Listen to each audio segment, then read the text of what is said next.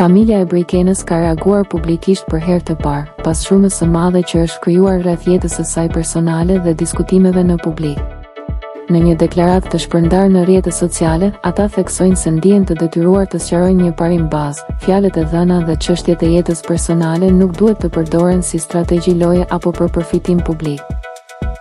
Sipas familjes, kur dy persona bien dakord që e kaluara të mos diskutohet, kjo marrëveshje duhet të respektohet pavarësisht rrethanave apo presionit të lojës.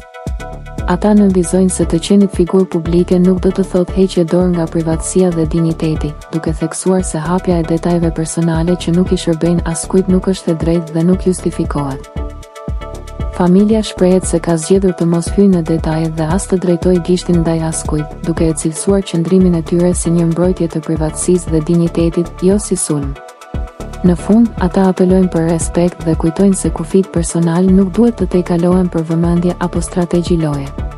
Ky reagim ka ndezur diskutime të shumta në rrjet, ku ndjekësit ndahen mes atyre që e mbështesin qëndrimin e familjes dhe atyre që mendojnë se figurat publike duhet të jenë më transparente.